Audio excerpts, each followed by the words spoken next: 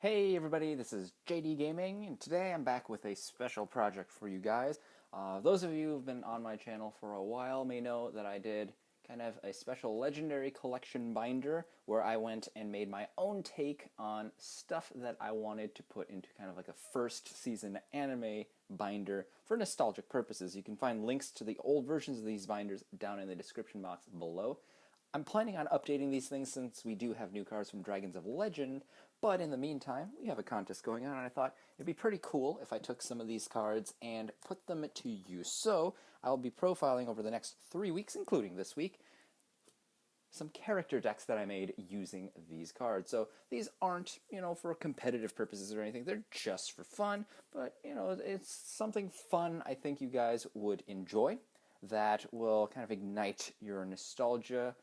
We actually do have, like, Konami's making the special kind of collection decks for Yugi for 3 different versions of his own deck coming in November. And I thought this is a pretty good time to go through and profile some different characters as well. So first off, today we are going to be profiling Joey Wheeler's deck. So first here we have Red Eyes Black Dragon, if I can get this to focus on it.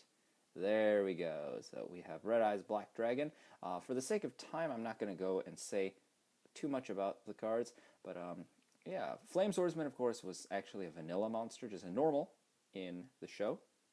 So it's pretty weird that they made him a fusion. Axe Raider. We have Battle Warrior, who has a pretty funny flavor text here. It says it's a warrior that fights with his bare hands, triple exclamation point. I think that's supposed to be one of the cards that is in the style of Wayne Grayson's depiction of Joey from 4Kids. We have Baby Dragon, which is finally foil from Legendary Collection 4 as of 2014. Then we have Time Wizard, which is a very cool card. He uses his time magic. We have Alligator Sword. I remember thinking, when is this card finally going to come to the TCG? And this thing especially has some really cool flavor text that honors Wayne Grayson's Joey Wheeler's. It's very cool. Check it out if you haven't. Swordsman of Landstar. So we're getting to some Battle City monsters here. We have Gearfried the Iron Knight, which is a very cool card. I feel like it should have appeared a little more for his ability. Like, it was used for the Parasite, but that was pretty much it in terms of his ability. We have Panther Warrior, which is a very cool looking tin promo. A lot of Joey's cards are actually tin promos, and they look really, really cool artistically. We have Little Wingard, or Tiny Guardian, another card that was a vanilla in the show. Rocket Warrior, whose invincible mode ability was taken into account for the TCG pretty darn well. It was a very faithful representation. And then some cards Joey won from his rivals in the Battle City tournaments. We have Jinzo from Esperoba. We have Insect Queen from Weevil Underwood.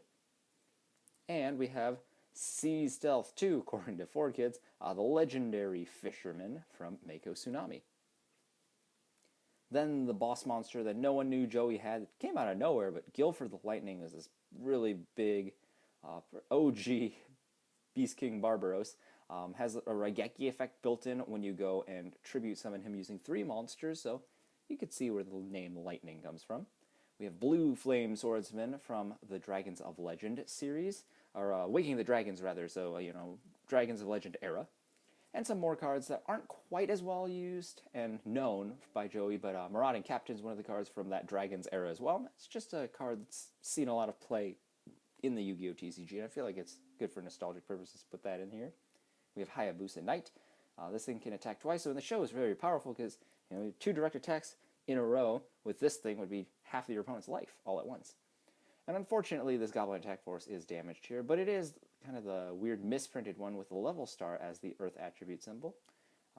I really like how this card first appeared in a draft duel against Duke Devlin, and it ended up reappearing when Joey took down Yugi's grandpa in a tournament late in the series.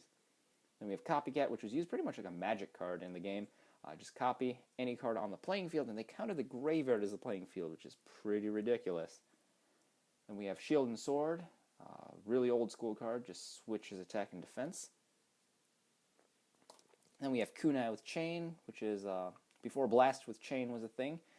This thing went and powered up your guy while immobilizing your opponent's monster.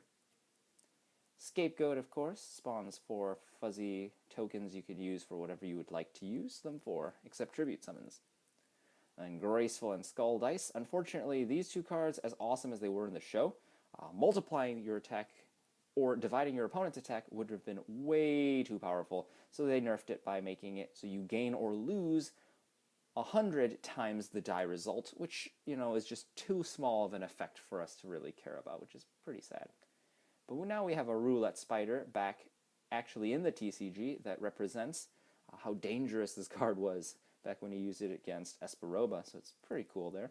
We have Grave Robber, was used to pluck a variety of cards, not even just spell cards, in the show. We have Metal Morph, card that Joey didn't exactly use, but he did copy it off of Bandit Keith to summon his Red Eyes Black Metal Dragon. Fairy Box is a card that goes and really wonderfully sums up Joey's style as a duelist. It's actually pretty fun to use in decks focused on Uriah or Uria, Lord of Searing Flames. The original polymerization that just says fuses 2 or more fusion material monsters to form a new fusion monster, with absolutely no indication on what the heck that actually means unless you go and check the rule book. Magical Arm Shield, which uses your opponent's monster as your own target. It's a really cool card, I think, because I really feel that ultra rare spells and traps especially look really, really vibrant. Then we have Lightning Blade, whose Electrical Jolt was used to take down the Fortress Whale. Giant Trunade is a very cool card in art. His picture is pretty creepy in that it's just a face here, but at the same time I feel like a super rare green card on a green spell card looks really, really cool. And of course Trunade is just a mistranslation of tornado, because a Trunade has no meaning in English. Foolish Burial, which was used to plant a variety of cards in the graveyard, sometimes even like a Jinzo and Odeon's graveyard for Joey to steal back with Grave Robber. So very powerful card, of course, in the TCG as well, with plenty of applications in graveyard-oriented decks. And we have Question. This is a fun little variant of Monster Reborn that basically lets you play a guessing game with your opponent. They have to tell what card is in the bottom of your deck, or your graveyard rather, what monster card, and if they guess it wrong, you get to summon that monster. Of course, that was used to summon Jinzo, when Merrick had no idea what it was because Helpoemer sent it. And then some new cards, we have Dark Dragon Ritual, which lets you bring out the Paladin of Dark Dragon copy of Paladin of White Dragon, but still a cool ritual and very useful. We have Red Eyes Transmigration for Lord of the Red. Bottomless Trap Hole, because this thing actually, believe it or not, was used by Joey a couple times in the show. Remember one time was when he was playing against Johnson, who was being his own deckmaster, the Judge Man, in the Virtual World arc. We have Nutrient Z, a fun little card that keeps you from dying. The Warrior Returning Alive, another card with Marauding Captain on it. And a brand new legendary dragon, the Claw of Hermos, which looks pretty cool. I do think this artwork is a little disappointing compared to the others in the TCG in that its picture is pretty dark compared to every other card, so you can't really even tell what the dragon looks like, but it's still there. And some staples. We just have Pot of Greed, which he has used at least once. We have Monster Reborn, same thing. And Premature Burial, fun card that he used to bring back some monsters and then Giant Trunade this thing and then reuse it. I mean, that combo is so broken, Joey used it in the tournament. So pretty cool. We have, of course, our 4 sheep tokens, and I'll just go through them very briefly one by one, so you can see the artwork up close. Yeah, this part of this is, for the sake of nostalgia, I want to just make sure you guys get a good look at all the cards. Because if you're like me, the artwork is really what's nostalgic about some of these things too. Although very damaged here is a 1000 Dragon. It's probably 1,000 years old. I mean, just look at this thing. But fun fact, this secret rare is actually going the wrong way. It's going this way. Normal secret rares go that way, the parallel foil. So it's a fun little card.